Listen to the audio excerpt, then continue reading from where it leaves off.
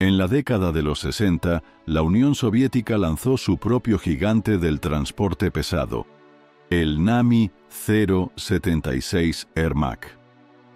Con un tamaño colosal y ambiciones de igualar a los grandes monstruos de Occidente, este camión se enfrentó a enormes desafíos que lo hicieron inadecuado para el mercado.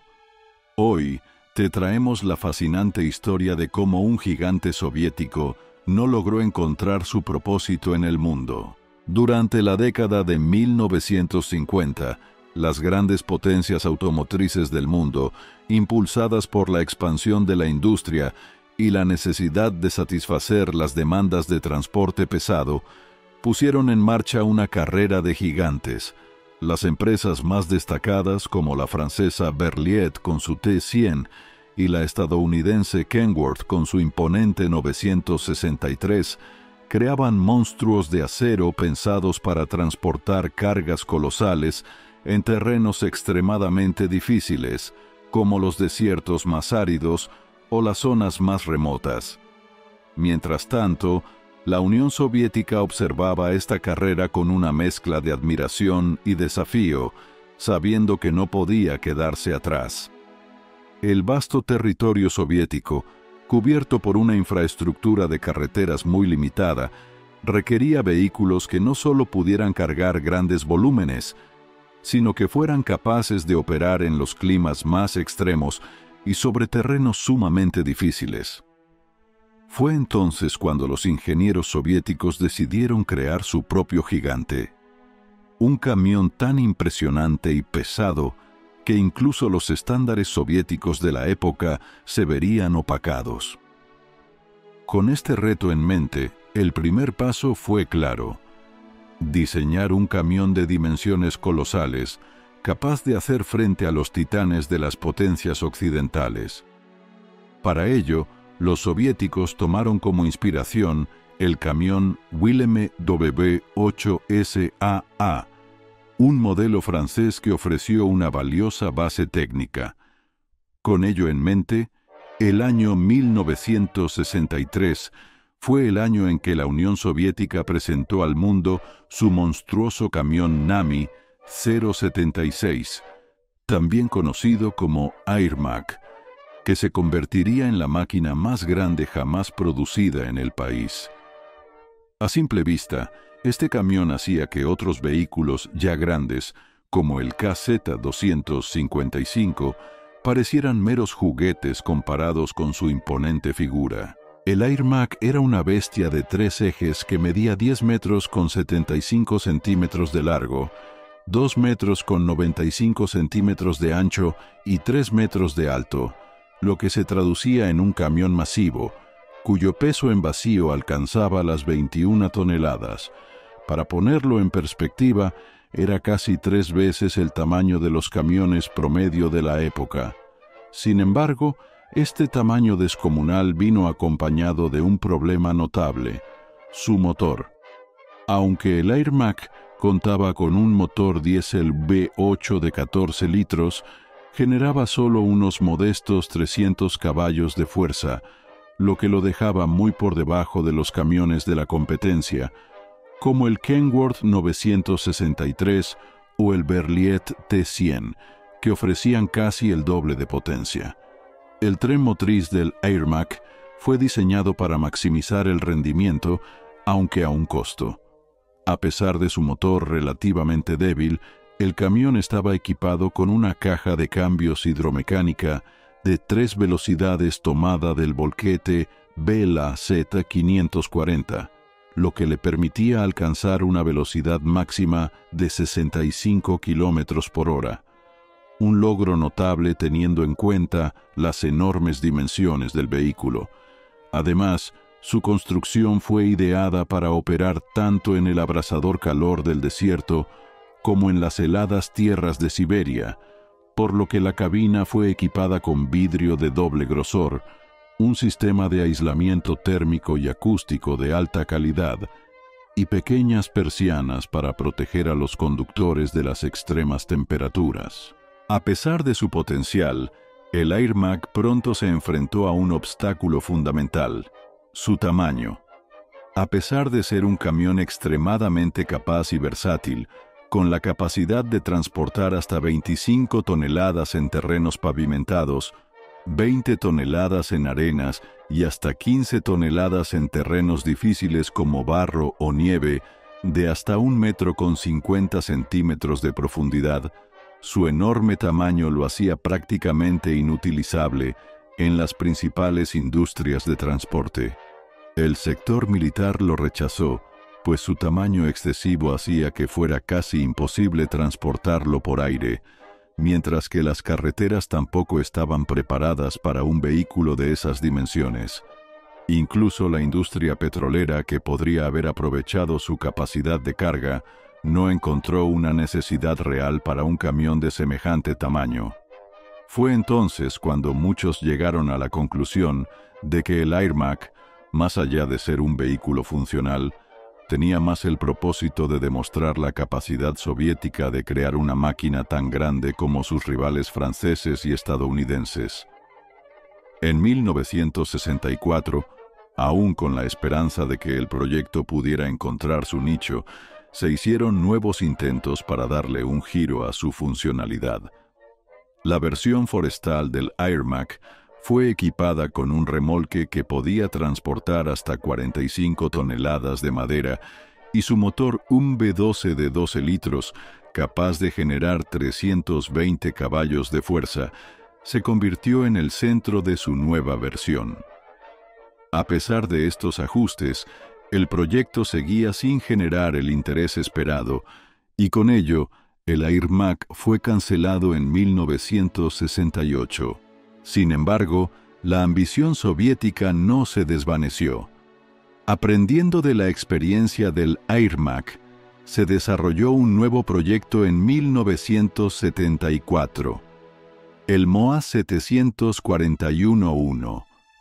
Este camión, más versátil y modernizado, buscaba ser la respuesta a las necesidades industriales de la época, con versiones como volquete, transportador de madera y plataforma.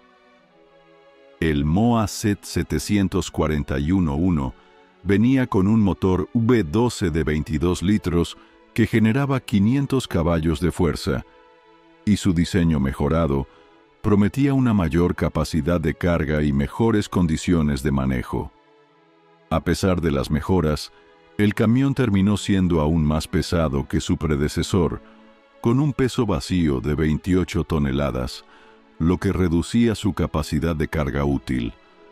Su diseño seguía siendo algo obsoleto, y los camiones MEAS bielorrusos más livianos ya superaban su desempeño. Como ocurrió con el Airmac, el MOA ZET 741-1 fue un proyecto que nunca logró encontrar un propósito claro. A pesar de los avances tecnológicos, las necesidades del mercado simplemente no eran suficientes para justificar su producción masiva. El proyecto fue descartado, y ambos camiones se convirtieron en ejemplos de lo que pudo haber sido, pero nunca fue.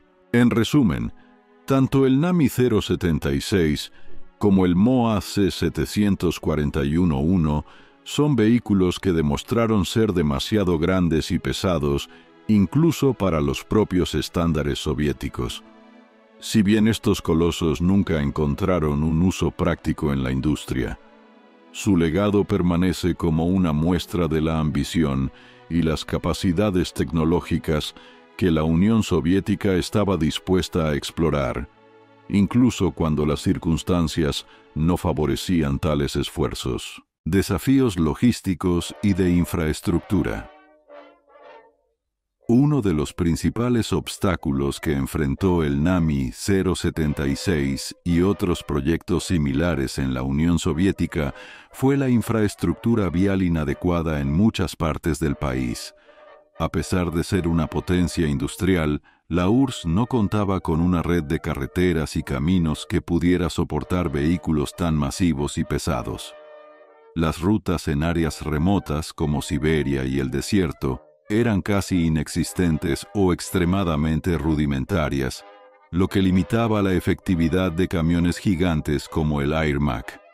Además, Las condiciones climáticas extremas, como las temperaturas heladas en invierno y el calor abrasante del desierto, complicaban aún más el transporte de mercancías.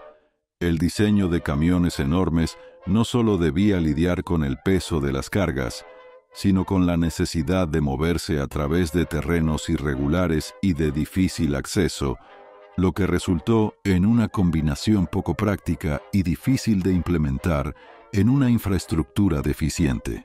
El factor de la Guerra Fría. Durante la Guerra Fría, la competencia entre las grandes potencias era un asunto de prestigio y poder no solo militar, sino también industrial. La Unión Soviética, al igual que Estados Unidos y sus aliados, buscaba demostrar su capacidad de innovación en todos los campos, incluida la ingeniería automotriz. Los proyectos como el NAMI 076 no solo eran intentos de satisfacer una necesidad industrial, sino también de mostrar al mundo que la URSS podía crear vehículos de grandes dimensiones y capacidades, al nivel de los modelos más avanzados de Francia y Estados Unidos. En este contexto, el NAMI 076 no solo tenía el objetivo de servir en la industria, sino de proyectar una imagen de poder y autonomía industrial que rivalizara con la de las naciones occidentales. El desarrollo de estos gigantescos camiones reflejaba el deseo soviético de demostrar su supremacía tecnológica, incluso cuando no existía una demanda real para tales vehículos. Proyectos posteriores y sus lecciones. Aunque el NAMI 076 fue descartado debido a su falta de viabilidad, el aprendizaje obtenido de este y otros proyectos fallidos contribuyó al desarrollo de camiones más eficientes y adaptados a las necesidades reales del mercado soviético. El Moazed 7411, que surgió como un intento de modernizar la idea del NAMI, trató de resolver muchos de los problemas observados en su predecesor, como la sobrecarga de peso y el diseño anticuado. Sin embargo, como ocurrió con el Airmac, este nuevo camión tampoco logró tener éxito comercial debido a su tamaño excesivo y su falta de demanda. A pesar de estos fracasos, los ingenieros soviéticos no abandonaron la idea de vehículos de transporte pesado. Los proyectos posteriores, como los camiones MAZ y KAMAZ, aprendieron de estos errores y desarrollaron modelos más eficientes, con mejores motores, mayor maniobrabilidad y diseño más adecuado a las necesidades industriales de la URSS. Estas lecciones sentaron las bases para las futuras generaciones de vehículos pesados que serían exitosos tanto en la Unión Soviética como en otras partes del mundo. A pesar de su fracaso comercial, el NAMI 076 y su sucesor, el Moazed 7411, demostraron la ambición de la ingeniería soviética por competir con los gigantes del transporte pesado de Occidente. Aunque estos proyectos no encontraron una aplicación real en la industria, sirvieron como experimentos valiosos que ayudaron a perfeccionar el diseño de camiones más eficientes en el futuro. La historia del Airmac es un recordatorio de que, en la búsqueda de la grandeza, incluso los fracasos pueden dejar un legado duradero en la evolución de la maquinaria pesada. Si te ha gustado, seguro que este video te va a encantar. Dale al botón de me gusta y no olvides suscribirte para más contenido de estos gigantes de la carretera.